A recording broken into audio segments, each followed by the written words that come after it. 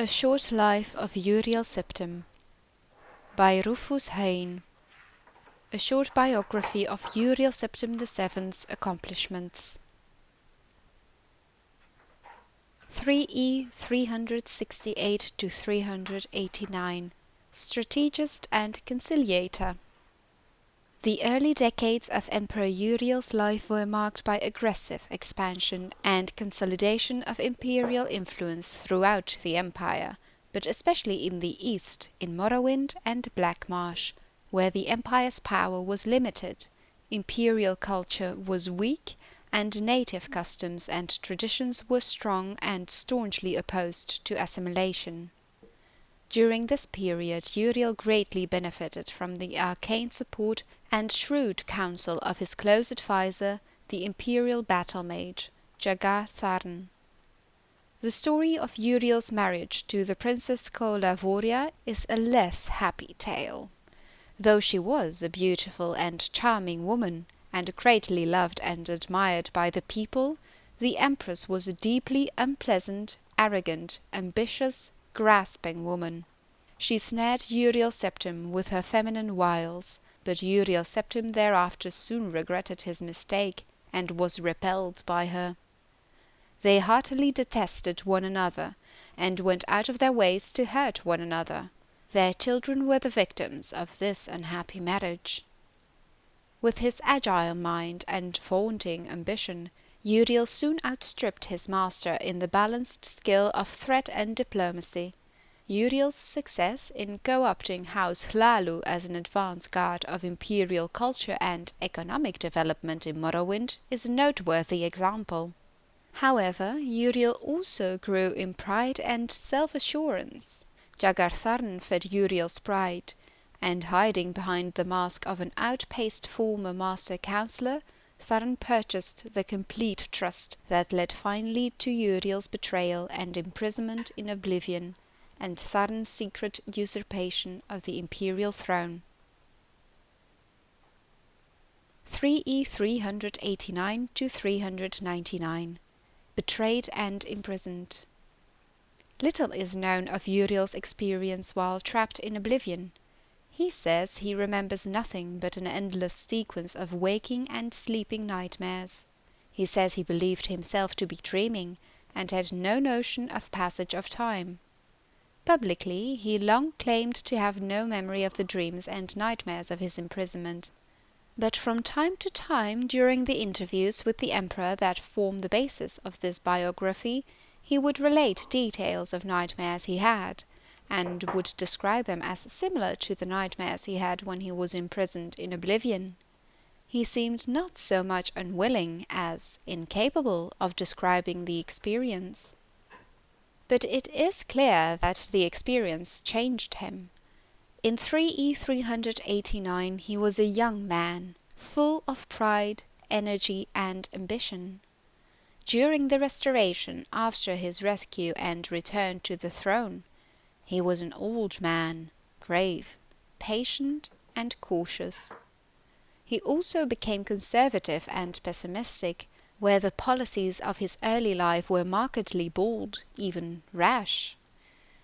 Uriel accounts for this change as a reaction to a revulsion for the early teachings and counsel of Jagar Tharn. However, Uriel's exile in oblivion also clearly drained and wasted him in body and spirit, though his mind retained the shrewd cunning and flexibility of his youth. The story of Tharn's magical impersonation of the Emperor, the unmasking of Tharn's imposture by Queen Baranzia, and the roles played by King Edwira, Ria Silmane, and her champion in assembling the Staff of Chaos, defeating the renegade imperial battle mage Jagar Tharn, and restoring Uriel to the throne, is treated at length in Stern Gamboga's excellent 3-volume biography of Baranzia. There is no reason to recount that narrative here. Summarized briefly, Jagar Tharn's neglect and mismanagement of imperial affairs resulted in a steady decline in the empire's economic prosperity, allowed many petty lords and kings to challenge the authority of the empire, and permitted strong local rulers in the east and the west to indulge in open warfare over lands and sovereign rights. 3e 399 to 415. Restoration, the Miracle of Peace, and Vvardenfell. During the Restoration, Uriel Septim turned from the aggressive campaign of military intimidation and diplomatic accommodation of his earlier years, and relied instead on clandestine manipulation of affairs behind the scenes, primarily through the agencies of the various branches of the Blades. A complete assessment of the methods and objectives of this period must wait until after the Emperor's death, when the voluminous diaries archived at his country estate may be opened to the public, and when the Blades no longer need to maintain secrecy to protect the identities of its agents. Two signal achievements of this period point to the efficacy of Uriel's subtle policies: the Miracle of Peace, also popularly known as the Warp in the West, that transformed the Iliac Bay region from a ruly assortment of warring petty kingdoms into the well-ordered and peaceful modern countries of Hammerfell, Sentinel, Wayrest, and Asinium, and the colonization of Vvardenfell, presided over by the skillful machinations of King Helseth of Morrowind and Lady Baranzia, the Queen Mother, which brought Morrowind more closely into the sphere of imperial influence. 3e 415 to 430.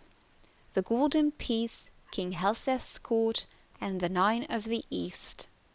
Following the Miracle of Peace, best described in Per Vettersen's Daggerfall, A Modern History, the Empire entered a period of peace and prosperity, comparable to the early years of Uriel's reign.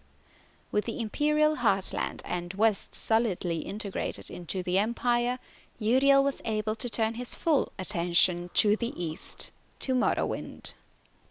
Exploiting conflicts at the heart of Morrowind's monolithic tribunal religion and the long-established Great House system of government, and taking advantage of the terrible threat that the corrupted divine beings at the heart of the tribunal religion presented to the growing colonies on Vvardenfell, Uriel worked through shadowy agents of the Blades and through the court of King Helseth in Mournhold to shift the center of political power in Morrowind from the Great House councils to Helseth's court, and took advantage of the collapse of the Orthodox tribunal cults to establish the Nine Divines as the dominant faiths in Hlalu and Vvardenfell districts.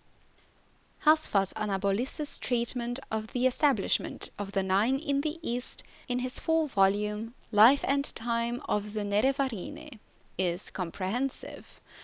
However, he fails to resolve the central mystery of this period.